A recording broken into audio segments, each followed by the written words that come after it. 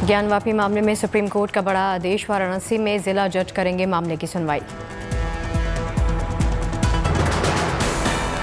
Supreme court ने जिला जज को ज्ञानवापी केस किया ट्रांसफर। 25 साल का लंबा अनुभव है, उसका हवाला दिया। 8 हफ्ते तक सुप्रीम कोर्ट का अंतरिम आदेश लागू रहेगा। 17 मई की सुनवाई के दौरान दिए गए निर्देश 8 हफ्ते तक प्रभावी रहेंगे। 8 हफ्ते इंटरिम ऑर्डर कंटिन्यू किया गया है। अब जब इंटरिम ऑर्डर कंटिन्यू रहेगा तो कोर्ट ने कहा जो भी ऑर्डर पास होगा, जो हमारा इंटरिम अरेंजमेंट है वो कंटिन्यू है। जो सुप्रीम कोर्ट का इंटरिम अरेंजमेंट था वो कंटिन्यू रहेगा। एप्लीकेशन डिसाइड होगी। 17 मई को सुप्रीम कोर्ट ने अपने आदेश में कही थी 3 बड़ी बातें। शिवलिंग के दावे की जगह को सुरक्षित किया जाए, मुस्लिमों को नमाज पढ़ने से ना रोका जाए और सिर्फ 20 लोगों के नमाज पढ़ने का ऑर्डर अब लागू नहीं।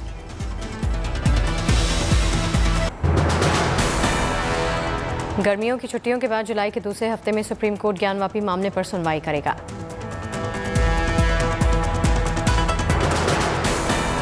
सुप्रीम कोर्ट ने वजू के लिए डीएम से वैकल्पिक इंतजाम करने का निर्देश दिया। वजू की जगह सील होने की वजह से मुस्लिम पक्ष के वकील ने उठाया था सवाल।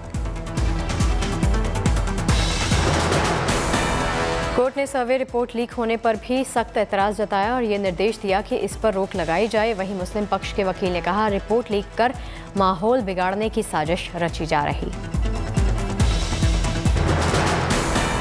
हिंदू पक्षकार की ओर से कहा गया कि हम न्यायाधीश के विवेक पर किसी तरह का दबाव या अंकुश नहीं चाहते। सुनवाई के दौरान पहले क्या होना चाहिए, इस जिला जज के विवेक पर छोड़ देना चाहिए। सुप्रीम कोर्ट ने कहा कि समाज के विभिन्न समुदायों के बीच में भाईचारा और शांति हमारे लिए सबसे ऊपर। मेंटेनेबिलिटी के मुद्दे पर फैसला प्राथमिकता के आधार पर हो।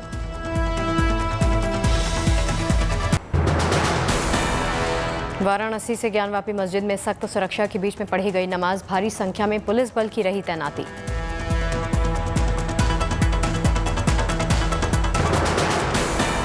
ज्ञानवापी में आज जुमे की नमाज के लिए बड़ी संख्या में पहुंचे थे मुस्लिम, लेकिन मस्जिद प्रशासन ने 700 लोगों को वापस भेज दिया। मस्जिद के अंदर सीमित संख्या में ही लोगों ने पढ़ी नमाज। अंजुमन इंतजामिया मसाजिद कमेटी ने कम लोगों के आने की अपील की थी। मसाजिद कमेटी ने ज्ञानवापी मस्जिद का वजूखाना और शौचालय कोर्ट के आदेश पर सील होने के हवाला दिया था।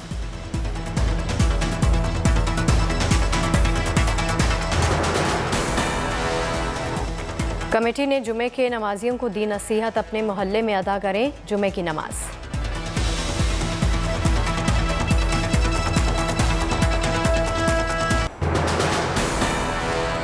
ज्ञानवापी पर नहीं थम रही बयानबाजी। बाबरी मस्जिद के पूर्व पक्षकार हाजी महबूब का भड़काऊ बयान, बोले कुछ हुआ तो पूरा मुल्क तबाह हो जाएगा।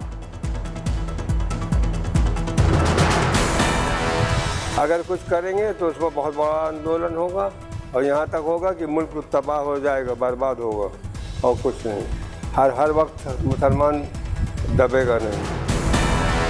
हाजी महबूब बोले ज्ञानवापी पर मुख्यमंत्री ले सोच कर फैसला। कहा कुछ लोग भ्रम में जी रहे कि अयोध्या की तरह ज्ञानवापी और मथुरा ईदगाह भी ले लेंगे।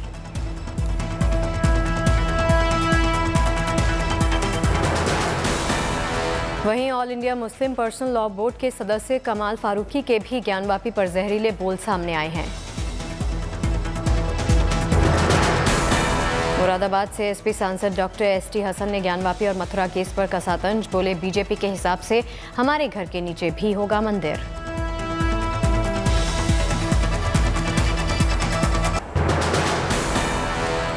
नवजोत सिंह सिद्धू ने पटियाला कोर्ट में किया सरेंडर। 1 साल जेल में रहना होगा।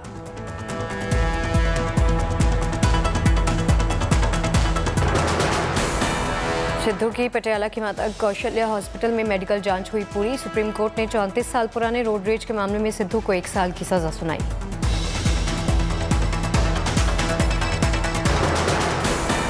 कोर्ट में सिद्धू के सरेंडर करने की कागजी कार्रवाई पूरी हो गई है। सिद्धू पटियाला सेंट्रल जेल पहुंचे।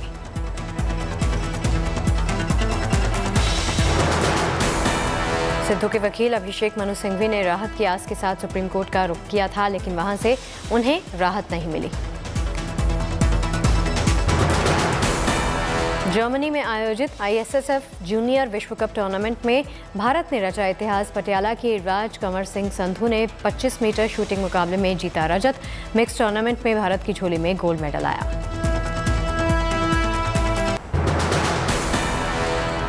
पुणे के दौरे पर हैं रक्षा मंत्री राजनाथ सिंह। पार्टी कार्यकर्ताओं को संबोधित करते हुए गिनवाई मोदी सरकार की उपलब्धियां। आत्मनिर्भर भारत।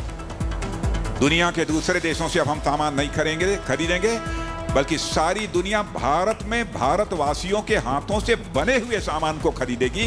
यह संकल्प यदि पहली बार किसी ने लिया है तो हमारी सरकार ने लिया है, हमारे प्रधानमंत्री ने।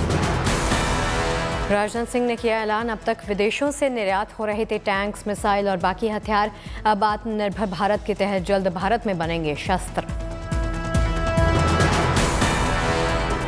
बड़े बड़े साजो सामान, हथियार, वेपन्स, रॉकेट्स, मिसाइल्स सब दुनिया के दूसरे देशों से हम खरीदते थे कि फला तारीख के बाद यह आइटम बाहर से नहीं लिया जाएगा, भारत में बनेगा, भारतवासियों के साथ। दुनिया भर में निवेश के लिए अव्वल नंबर पर है भारत। साल 2021-22 में भारत में हुआ 83.57 बिलियन डॉलर का रिकॉर्ड सालाना FDI इनफ्लो।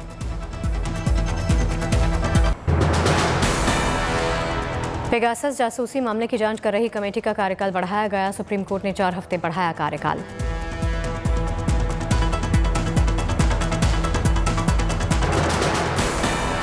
यूपी विधानसभा में 2 दिवसीय ई-विधान प्रणाली के प्रशिक्षण कार्यक्रम।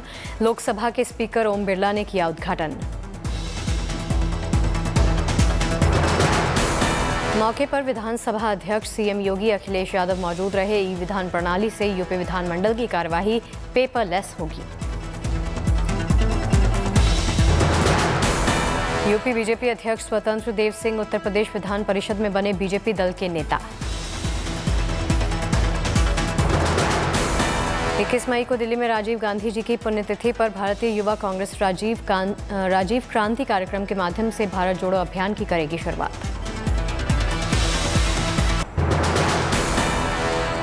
लालू यादव के खिलाफ CBI की बड़ी कार्रवाई। 17 ठिकानों पर छापेमारी की। पटना में राबड़ी देवी के आवास पर भी CBI ने मारा छापा।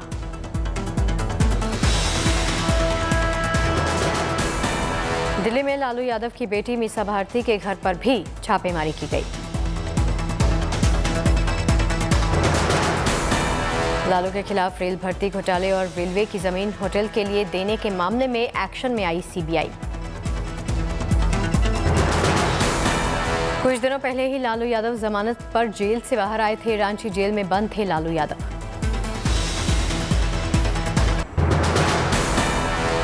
सीतापुर जेल से समाजवादी पार्टी के नेता आजम खान की हुई रिहाई। कल सुप्रीम कोर्ट से मिली थी जमानत। देर रात जेल पहुंचा था बेल ऑर्डर।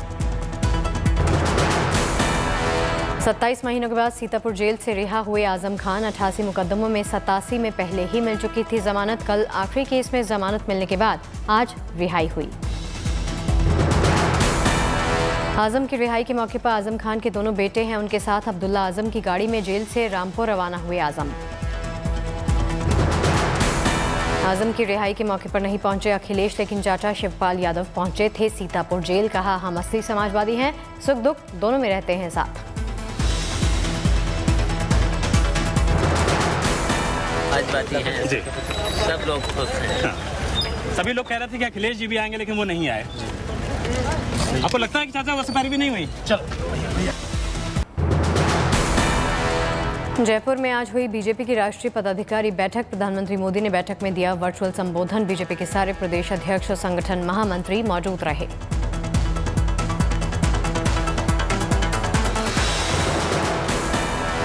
पीएम मोदी ने कहा, दुनिया आज भारत की ओर संभावना भरी नजरों से देख रही है। देश की जनता बीजेपी को आशा भरी नजरों से देख रही है। पीएम मोदी ने कहा, बीजेपी को अगले 25 सालों का टारगेट तय करना होगा। यही वक्त है, यही वक्त है।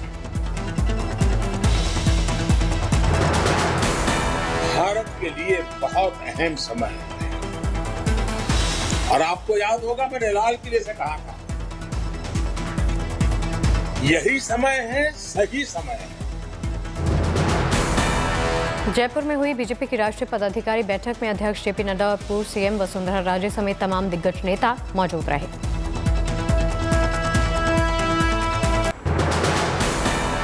राज ठाकरे ने अयोध्या दौरा किया स्थगित, 22 मई को पुणे की रैली में लोगों को शामिल होने का न्यौता दिया।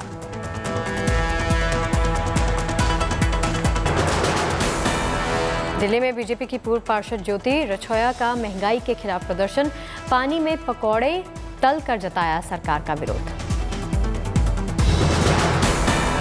बिजनौर में ओवैसी की पार्टी का नेता गिरफ्तार, ज्ञानवापी मस्जिद मामले में विवादित पोस्ट करने पर गिरफ्तारी हुई।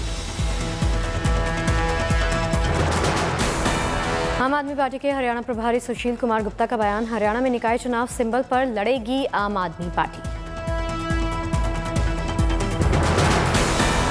चारधाम यात्रा करने वाले श्रद्धालुओं को अब भी लगना पड़ रहा है कतार में, बिना रजिस्ट्रेशन वालों को नहीं है यात्रा करने की इजाजत।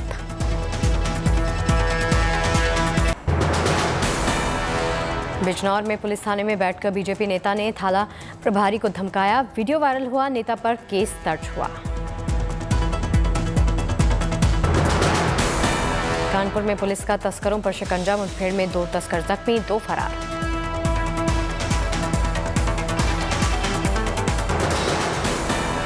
जम्मू कश्मीर के कठुआ में तालाब का निर्माण, अमृत सरोवर योजना के तहत निर्माण। छत्तीसगढ़ के बिलासपुर में पेंशन के लिए हर महीने तय करनी पड़ती है 900 किलोमीटर की दूरी, बिलासपुर से यूपी की बलिया आकर लेना पड़ता है पेंशन।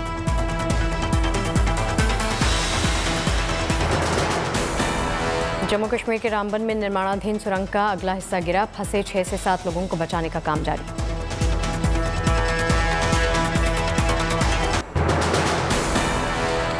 राजस्थान के सीकर में सांप्रदायिक माहौल खराब करने के झूठे पोस्ट में युवक गिरफ्तार, सड़क हादसे की घटना को दे रहा था सांप्रदायिक रंग।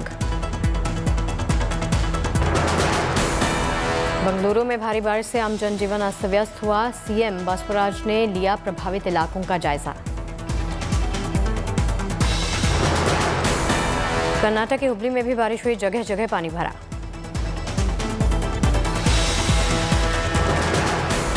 कर्नाटक की दावनगिरी में स्कूल और आंगनबाड़ी में छुट्टियां, भारी बारिश की वजह से छुट्टियों का ऐलान। छत्तीसगढ़ की दुर्ग पुलिस को बड़ी कामयाबी मिली, सीआईएसएफ की आरक्षक भर्ती परीक्षा में धोखाधड़ी करने वाले 6 मुन्ना भाइयों को गिरफ्तार किया।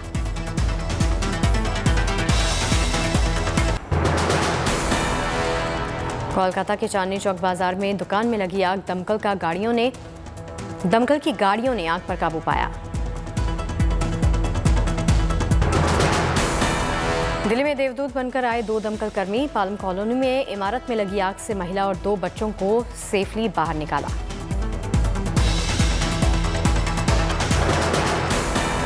प्रतापगढ़ के रानीगंज कोतवाली क्षेत्र में टाइमर बम फटने से सनसनी, बम फटने के साथ 10 लाख रुपए फिरौती मांगने की चिट्ठी बरामद हुई।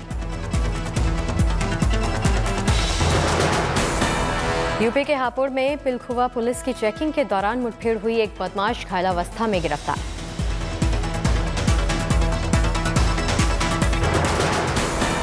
एमपी के श्योपुर में चंबल नदी में नहाने गए बच्चे पर मगरमच्छ का हमला, मौके पर मौजूद लोगों ने पत्थर मारकर बचाई बच्चे की जान।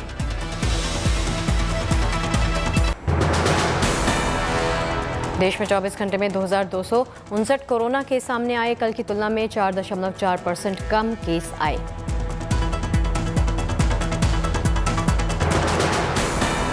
पांच राज्यों में सबसे ज्यादा कोरोना केस, दिल्ली में 520, केरल में 501, महाराष्ट्र में 316, हरियाणा में 267 और यूपी में 129 कोरोना केस मिले।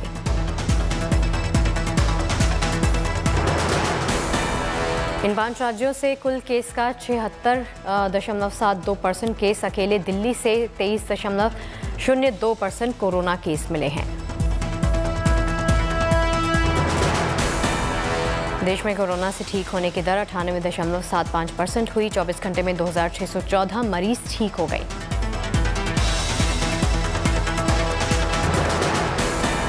देश में 24 घंटे में 15,12,000 से ज्यादा टीकाकरण हुआ। अब तक देश में 191 करोड़ 96 लाख से ज्यादा टीकाकरण। दिल्ली में बीजेपी युवा मोर्चा ने औरंगजेब लेन पर लगाया बाबा विश्वनाथ मार्ग का बैनर, लंबे वक्त से हो रही नाम बदलने की मांग।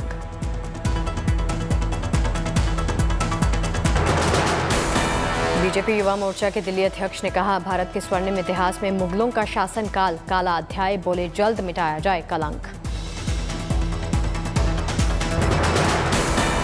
गौतम बुद्ध नगर में बिना मान्यता के चल रहे 16 स्कूलों पर बीएसए ने की कार्रवाई, दोबारा खोलने पर 1 लाख का जुर्माना समेत एफआईआर की चेतावनी भी दी।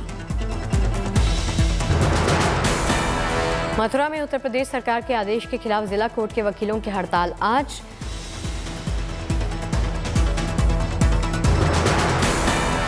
मंत्री नंद गोपाल नंदी ने दिए निर्देश, प्राधिकरण की जमीन पर कब्जा करने वालों पर बुलडोजर चलाकर हो कार्रवाई।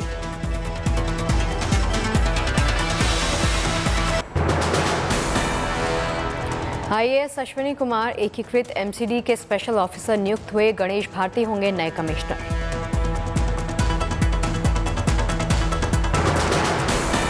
उत्तराखंड के मुख्यमंत्री पुष्कर सिंह धामी पहुंचे हरिद्वार, विकास कार्य के साथ 4 धाम यात्रा आने वाले कांवड़ मेले की व्यवस्थाओं को लेकर समीक्षा बैठक।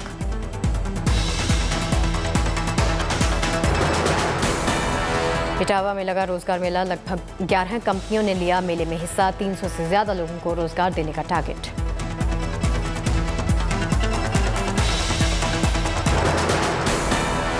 देहरादून को मिलेगी जाम से राहत, जल्द मेट्रो का इंतजार होगा खत्म, अगले 3 साल में मेट्रो नियो ट्रेन आने की उम्मीद।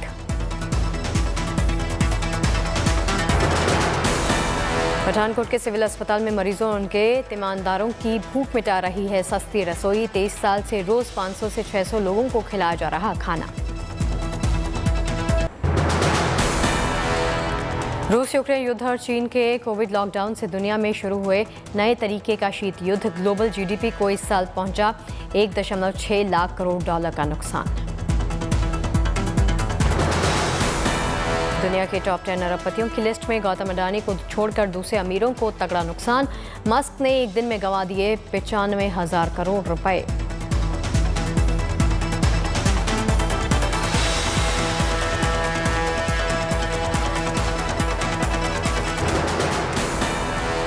अब राइड स्वीकार करने से पहले ड्राइवर को पता चल जाएगा कहां जाएगा पैसेंजर। उबर ने ऐप में कई बदलाव करने के साथ ही ईंधन कीमतों में बढ़ोतरी की वजह से ड्राइवर्स के लिए किराया भी बढ़ाया।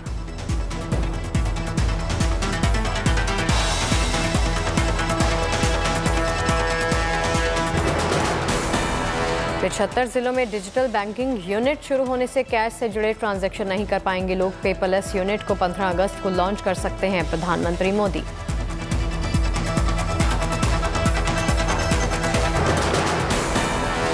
एप्पल ने भारतीय ग्राहकों को डेबिट क्रेडिट कार्ड से भुगतान न लेने की जानकारी दी। कहा, भारतीय ग्राहकों की कार्ड की जानकारी स्टोर नहीं करेगा एप्पल।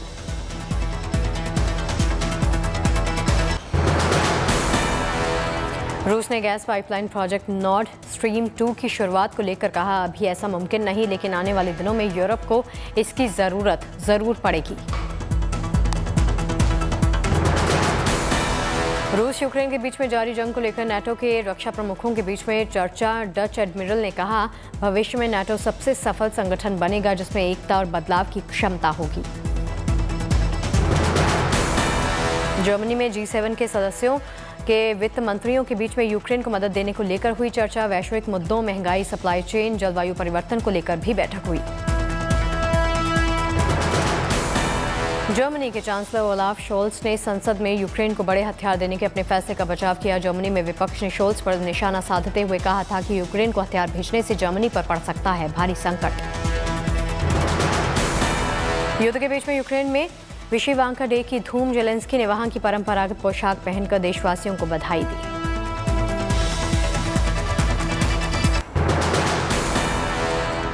रूस की निर्वासित फिल्म डायरेक्टर किरिल ने अपील की है कि कान फिल्म फेस्टिवल से रूसी फिल्मों का बहिष्कार ना किया जाए।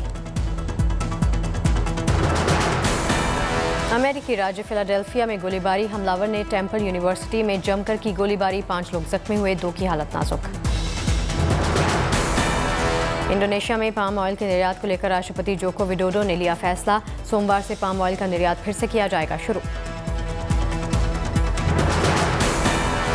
एमनेस्टी इंटरनेशनल ने फीफा पर 2022 वर्ल्ड कप के दौरान मानवाधिकार हनन का आरोप लगाया। कतर के शरणार्थियों की मदद के लिए $440 मिलियन देने की अपील की। ब्रिटेन में एक युवक ने जीती अब तक की सबसे बड़ी लॉटरी। विजेता के तौर पर मिलेगी 184 मिलियन यूरो की रकम। लॉटरी विजेता जसपेट ने रिकॉर्ड रकम वाली लॉटरी जीतने पर जाहिर की खुशी।